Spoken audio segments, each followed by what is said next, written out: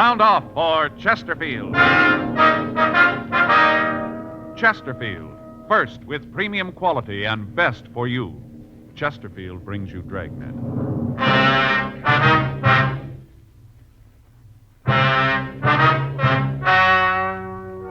Ladies and gentlemen, the story you are about to hear is true.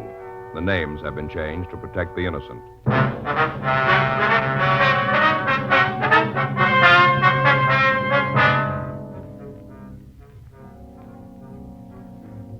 You're a detective sergeant.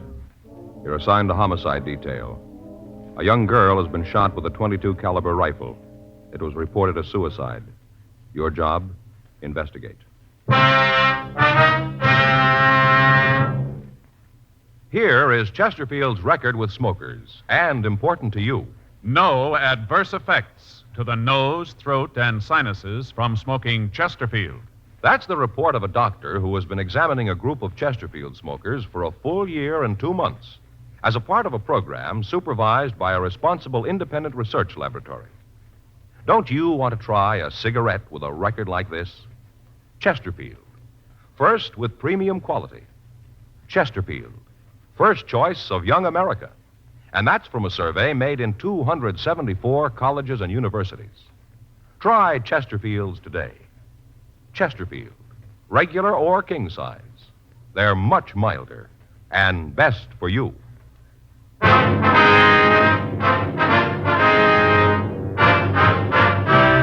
Dragnet, the documented drama of an actual crime. For the next 30 minutes, in cooperation with the Los Angeles Police Department, you will travel step by step on the side of the law through an actual case transcribed from official police files. From beginning to end, from crime to punishment, Dragnet is the story of your police force in action. It was Monday, June 8th. It was warm in Los Angeles. We were working the day watch out of homicide detail. My partner's Frank Smith. The boss is Captain Lorman. My name's Friday. I was on my way into the office, and it was 8:03 a.m. when I checked into room 42. Homicide. Joe? Yeah. Back here in the skipper's office. Ray Geesey wants to talk to All right. Morning, Joe. Hi, Ray. What do you got? Suicide. Anything on it? Here's the report. Team from the business office went out last night. Get on it right away, will you? Right, Ray. Let's go. Huh? Yeah. Want to check this stuff before we get started? Might as well give us an idea what we got to do. What's the report say there you got? Well, let's see. According to this, business office got a call at 2:30 this morning. Landlady out in the Westlake Park district called in and said that this young girl had committed suicide. They get an ID on her? No, they got her listed as Jane Doe, number 17. There's a description here. Better check it with missing persons, huh? Uh-huh. How'd the landlady happen to find the body? Well, according to the report, she heard the water running in the apartment, finally went up to see what it was. She knocked on the door, nobody answered. She opened it and went in, found the body. Well, the girl didn't live in the apartment then. No, place is rented to a Ross Mitchell. Anything on him? No, says he wasn't home. He was checked through R&I, no make on him. How about prints on the victim? No go. Checked him out. Nothing on her here. We could send him on to Washington. Yeah. And they found a suicide note. There's a copy of it here. What's it say? Ross, I've tried to make you understand. Nothing seems to do any good. I've told you that I won't stand in the way of your career, but you don't want to try to make a go of it. I know this doesn't solve anything. It's the only way I can think of. Any signature? No. The report says that the original copy's over at the crime lab for processing. Yeah. Well, I guess we better start with the landlady, huh? It's the best lead we got. Galindo and Bates are out there now. Place was staked right away. Friday, you want to talk too? Right, thanks, Ray. It's Friday talking. Yeah. Uh-huh. No, we just got it. Is that right? Okay, Max. No, have him wait there, will you? No, we'll be right over. Right, thank you. Well, it's a little break. Max over at the coroner's office says they know who the girl is. Yeah? Her father just identified the body.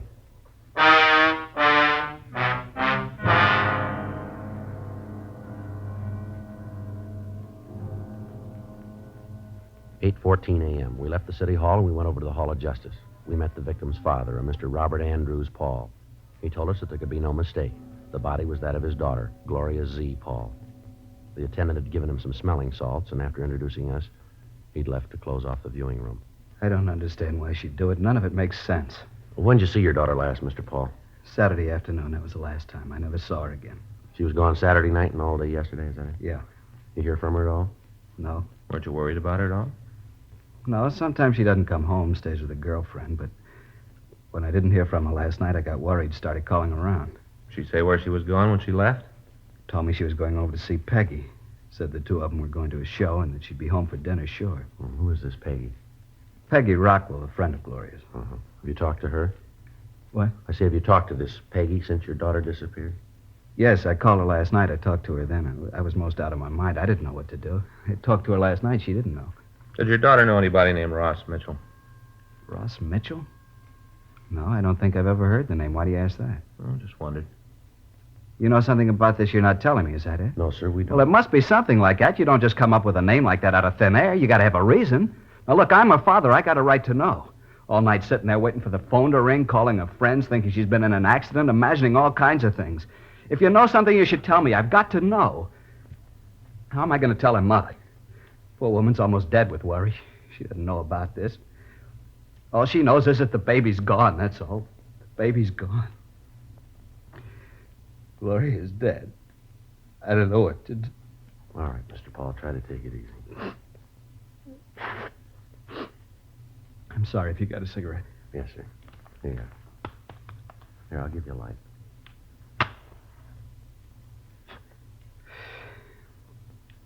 Sorry about that. It's all right, sir. We understand. Now, do you think you can give us an address where we can talk to this Peggy Rockwell? Yeah, she works a restaurant over on 7th. I've got her home address, too, if you want it. Yes, sir. We hope you'll understand this, Mr. Paul. We don't mean any offense here. What's that?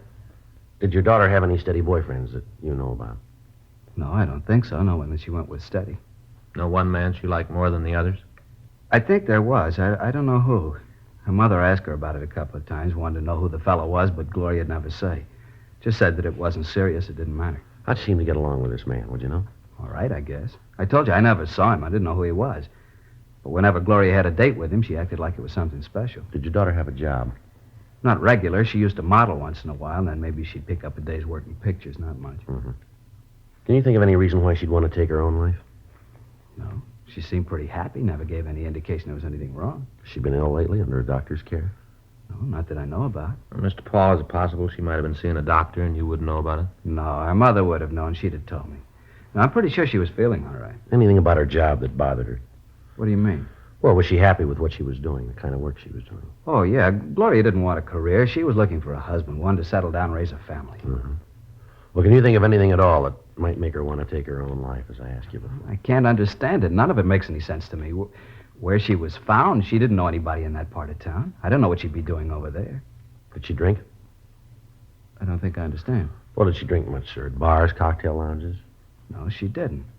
Now, Gloria was a good girl. She didn't drink or smoke. She was a good girl, and I don't understand all this. First, this thing with Ross, and now you want to know if she drinks. I don't know what you're trying to get at, but I don't like it. You're trying to make Gloria something that she isn't. She's a good girl, always has been. Just a home and family, that's all she wanted, nothing more. I don't know why you're asking me all these questions.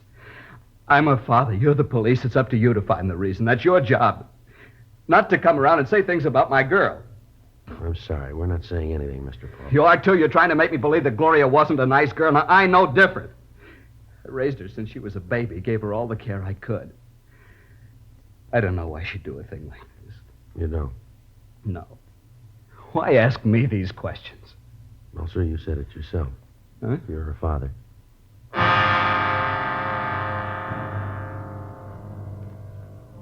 We continued to talk to the father of the victim. From him, we got a list of the girl's friends, the address, and the names of the people that she worked for.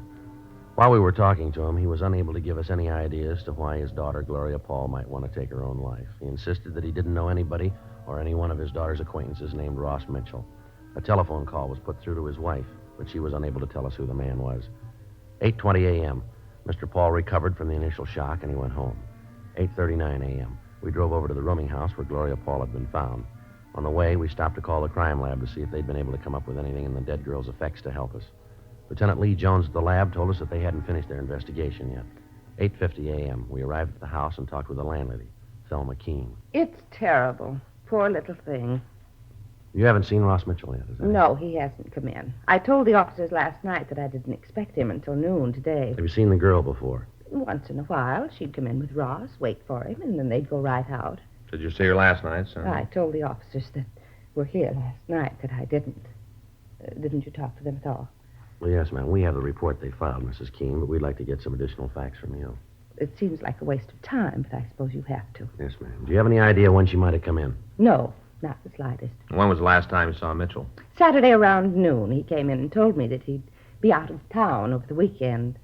Said for me to keep an eye on the place. Yes, ma'am. Did he tell you where he was going? He said he was going to visit an assistant director friend of his over in La Cañada. Did he say what the friend's name was? No, they're working on a picture together. Ross just met him the other day. Asked him out for the weekend. Ross is very good at making friends. Mm-hmm. Do you know where he's working? No, Ross just said it was a sea adventure. Doing it in full color. 3D, too. I guess it's going to be quite a spectacle. They didn't have all the gimmicks in my day. Ma'am? Didn't have 3D or the other things. In my day, we acted. We knew how to act. From the heart. These youngsters are good flack can make a star out of anybody. Oh, things have changed. And here, this one. That's me with the pith helmet. This was made over on Catalina Island. We were shooting a jungle picture. We acted. No doubles for us. Real actors. When was this, ma'am? A few years ago. Now, why are you asking all these questions about Ross? Well, the note the girl left was addressed to him. That doesn't mean anything. Just some lovesick girl. Doesn't mean Ross had anything to do with it. How'd you happen to find the body? I went to bed about 10:30. They were running one of my old movies on TV, and I stayed up to see it. You happened to catch it? A thing called The Floods Will Come. Made it over at Catalina. It starred Nick Benton, real movie idol. Here's one of the stills from the picture. Yes, ma'am. Here's the whole company. That's me. And that's Nick with the puttees. He'd put on a little weight. I remember he had to do road work while we were there to trim down. Held the company up for a week. A grand picture. They didn't do it right on television, though. Looked a little corny. I guess the way they ran it through the machines. You know, we all looked pasty. Even Nick. Yes, ma'am. Would you go on, please? Well, after I saw the rest of the picture, I went up to the kitchen, got a bowl of shredded wheat to eat in bed, came back to the bedroom, and I heard this noise. What noise was that, ma'am? Like somebody was running water in one of the taps. Went on and on. Pretty soon it started to bother me. I couldn't understand it. Uh-huh. Finally, I went up to see who it was. Noise came from Ross's apartment. Mm-hmm. I knocked, but there wasn't any answer, so I unlocked the door and went in. I thought something was wrong. And that's when I saw her. I see. She was lying on bed. Right away, I called the police. Before you went up, did you hear any other noises? Any sound of a struggle, anything like that, maybe? No, just the water running. Well, how about the shot, ma'am? You hear that? No, I didn't. A lot of shooting in the picture I was watching. Did you touch anything in the room? No, I turned the lights, but that's all. The room was dark when I went in. Just turned on the lights, and then I called you. According to our report, there wasn't any purse found with the body. Did you see one when you went in there? I didn't. But if I had, you'd gotten it. What are you trying to say? That I stole her purse? Is that what you're trying No, to say? ma'am, that's not what we're trying to say. Better not. I've got a reputation in this town. I know a lot of big people. I'm not going to have you come in here and call me a thief. Well, we didn't mean to offend you, ma'am. Mm-hmm. Who has a key to Mitchell's place besides him, ma'am? No one. He's got the only one. I don't like a lot of keys to the rooms out. I tell all the tenants that. Have you got any idea how the girl might have gotten into the room? No. Do you know who the gun belonged to? Yes, it was Ross's. You pretty sure about that, are you? Yes, I saw it when he moved in. Commented on it then. He said that he'd had it since he was a kid. Kept it out of sentiment. Mm-hmm. What's this all about, anyway? You seem to think that there's something wrong. Is that it? No, ma'am. It's just that in things like this, we have to make a complete investigation. You can understand. Oh, well, I want to do all I can to help you, but I do have an appointment. If there's nothing more you want, I'd like to be going. That's all right, Miss Keene. If we want to talk to you, we'll be able to reach you here. Yes, right here. We'll give you a call to tell you about the inquest. Am I going to have to be there? Yes, ma'am. You and Mitchell. Why him? Well, it was his apartment, ma'am. But he didn't have anything to do with Well, it. maybe so, ma'am, but he'll still have to be there. It's not fair. A thing like this can ruin him. By the time the papers get through with it, he'll be finished. It can ruin his career. He doesn't know anything about it. He won't be able to tell you anything. Well, you're wrong there, ma'am. Huh? He's got a lot to explain.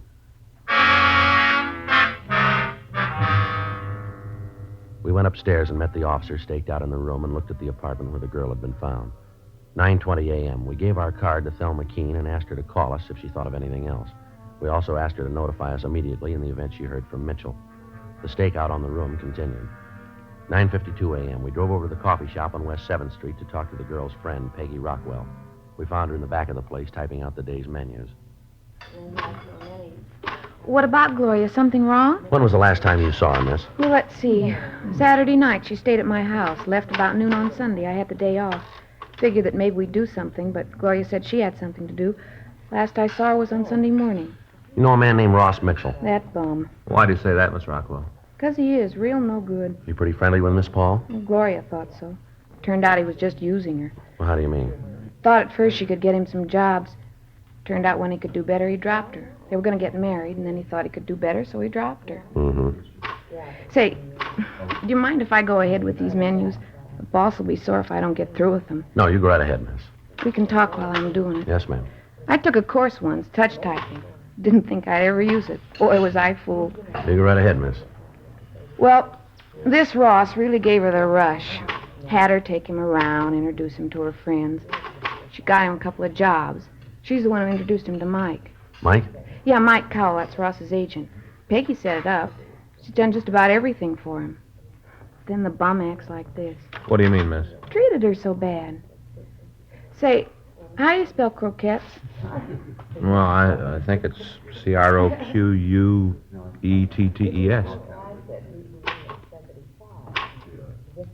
O-Q-E-T-T-E-S.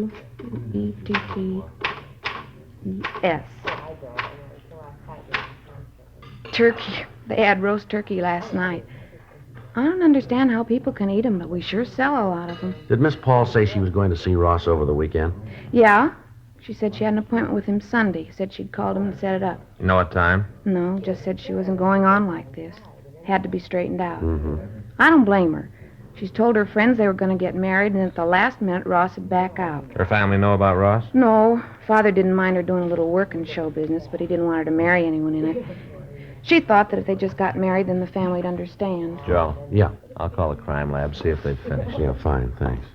How'd Miss Paul and Mitchell seem to get along, ma'am? What do you mean? Well, did they have any arguments or disagreements, would you know? Not often. Most of the trouble they had was about getting married. Ross kept saying that it wouldn't do him any good to be married now. He thought that it might hurt his career. That's all he thought about. Were you ever present at any of these arguments? Once. We'd gone out on a double date, went to a place down at the beach, had dinner, and then stopped on the way back for a couple of drinks. Uh-huh. Ross got pretty drunk, got into a big thing about his career. Yeah, He went on and on about how hard he'd work, how much the theater meant to him, all that kind of stuff. I see. Finally, he said right out that he'd kill anyone who tried to stop him, just like that. He'd kill anyone who tried to stop him. Joe. Yeah. See you a minute. Would you excuse me, please? Sure. Just a minute. Is there one L or two L's in broccoli? Just one, ma'am. Oh, thanks. Yeah. Just talk to Lee Jones. Yeah, did he finish up? Yeah, something's wrong. What's that? He thinks the girl was murdered.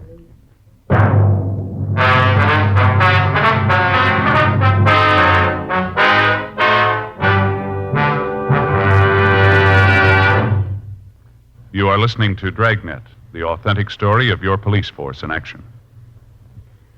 Years ahead of them all. Chesterfield is years ahead of all cigarettes. Chesterfield quality is highest. Here's the proof. Recent chemical analyses give an index of good quality for the country's 6 leading cigarette brands. The index of good quality table, which is a ratio of high sugar to low nicotine, shows Chesterfield quality highest. Chesterfield quality highest. 15% higher than its nearest competitor. Chesterfield quality highest. 31% higher than the average of the 5 other leading brands. Don't you want to try a cigarette with a record like this? Chesterfield. First with premium quality and best for you. Try Chesterfield today, regular or king size.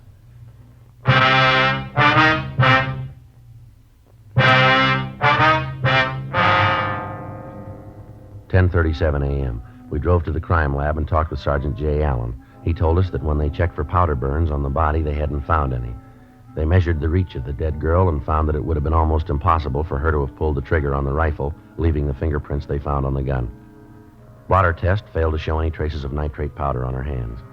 They checked the handwriting on the suicide note found in the room against samples of Gloria Paul's writing and found that they didn't match. From their findings, they said that it was their opinion that the girl had not killed herself, that she'd been murdered. We went back to the city hall and got out a local and an APB on Ross Mitchell. We called the landlady of his rooming house. She hadn't heard from him.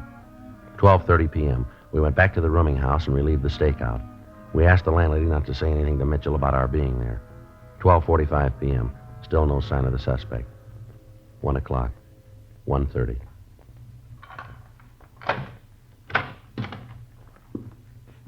Who are you? What are you doing in my place? Come on in. Who are you? Police officers, come on in. Close that door. Put that suitcase down. What's this all about, anyway? What have you guys been doing here? The place is You all Ross torn up. Mitchell? Yeah, why? You know a girl named Gloria Paul? What's she got to do with it? You know her? Yeah, I know her. When's the last time you saw her? Say, what's this all about? What's all these questions? When was the last time you saw Gloria Paul? Friday night, I guess. Don't you know for sure? All right, Friday night. You haven't seen her since? I told you, the last time was Friday You night. didn't see her Sunday? No. Where were you Saturday and Sunday? Out of town. Where? La Can you Cañada. prove you were there? Why? Can you prove you were there? I don't like all this. You guys coming in here asking a lot of questions. What are you trying to prove? Who are you staying with? A friend of mine. What's his name? I'm not going to have him dragged into this. You haven't got any choice. Well, that's what you say. You haven't told me what this is all about. I'm not telling you anything till you tell Now, me. you look, Mitchell, understand this. We're not here to pass the time of day. You better come up with some answers quick. Now, who are you with? Friend of mine, guy named Sid Austin. What's his phone number? You going to call him? We got to check your alibi. Now, what's his number? Won't do any good to call him. Thought you said you were there. I was. Then we got to call him. Well, he won't be able to tell you anything. He wasn't there. He just let me use his place. There wasn't anybody there. Who's got a key to this place besides you? You mean here? That's right. Nobody. You got the only key, huh? That's right. The landlady's got one, just the two of them. You got any idea how somebody else could get in here? No, why? How well do you know Gloria Paul? What's she got to do with it? How well do you know her? We used to go together. Anything serious between you?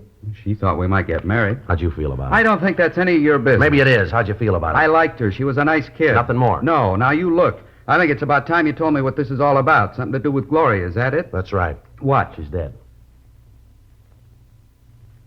Oh.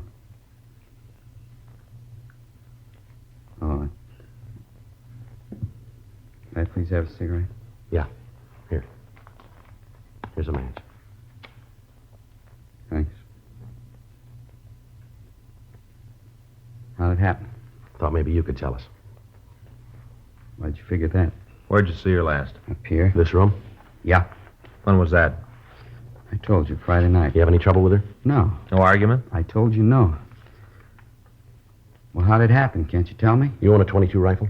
Yeah. You got bullets for it? Yeah, why? Where do you keep it? Closet over there. You keep it loaded? No, the bullets are on the shelf in the closet. All right, come on, Ross. We better go downtown. What I for? want to talk to you. What for? You got to tell me before I have to go. You got to tell me what you're holding me for. Suspicion of murder. Now, come on.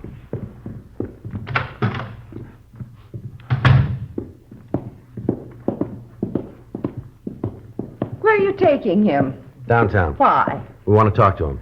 You didn't have anything to do with it, did you, Ross? I don't even know what this is all about. All I know is that Gloria's dead. She killed herself in your room. What? In your room, Ross. It was suicide. Well, they're arresting me for murder. Oh, you can't do that. Ross didn't have anything to do with it. It was suicide. That's what you said. All right, come on, Mitchell. Well, you can't do that. It was suicide. You want to take him out the car, Frank? Yeah. Come on. You can see that you're making a mistake. He didn't have anything to do with it.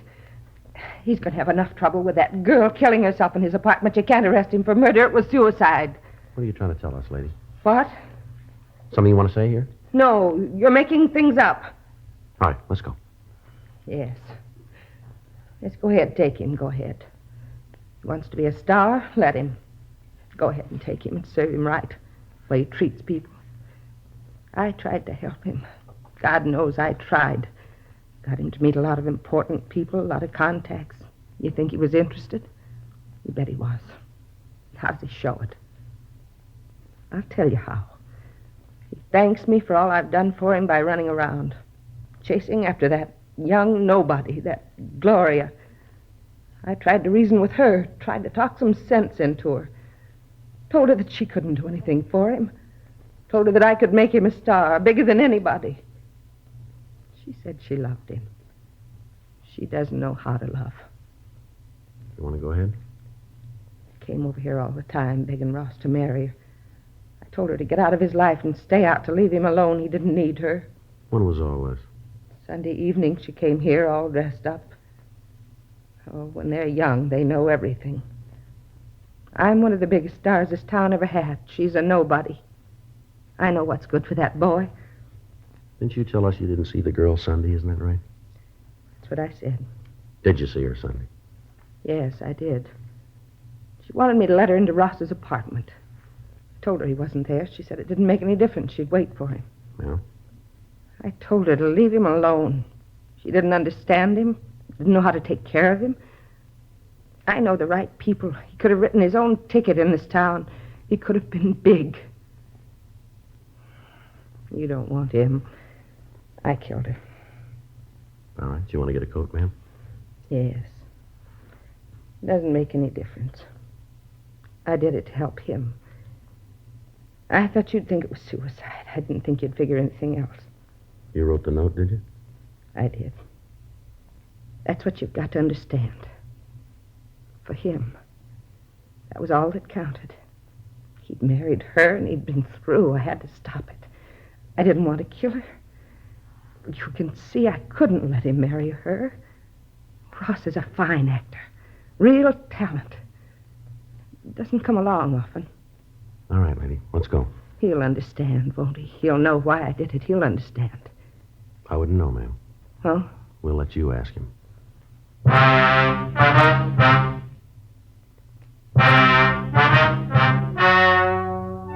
The story you have just heard is true. The names were changed to protect the innocent. On October 14th, trial was held in Department 89, Superior Court of the State of California, in and for the County of Los Angeles. In a moment, the results of that trial. Now, here is our star, Jack Webb. Thank you, George Fenneman. Friends, Dragnet Radio is taking a summer vacation. We'll be back in the fall. George Fenneman will tell you all about that in a minute. Meanwhile, I hope you'll watch our TV show regularly, and I also hope that all of you who are not Chesterfield smokers will try them. I like to feel that when we resume broadcasting in the fall, every one of you will have switched to Chesterfield. You'll find their best for you. And, of course, when you go on that vacation this summer, be sure to take along a couple of cartons, will you? Chesterfield. And we all hope you have a very pleasant summer.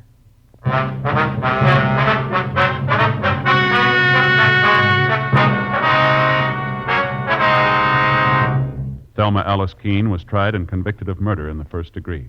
She was sentenced to life imprisonment in the California Institute for Women, Corona, California.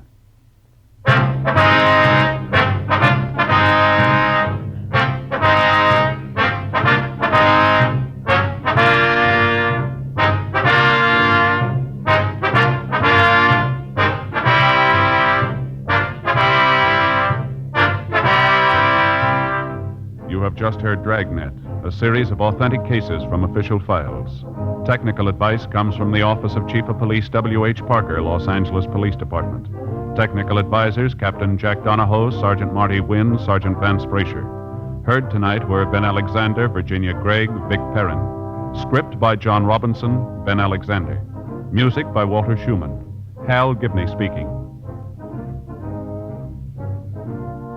For a million laughs, tune in Chesterfield's Martin and Lewis show, Tuesday on this same NBC station.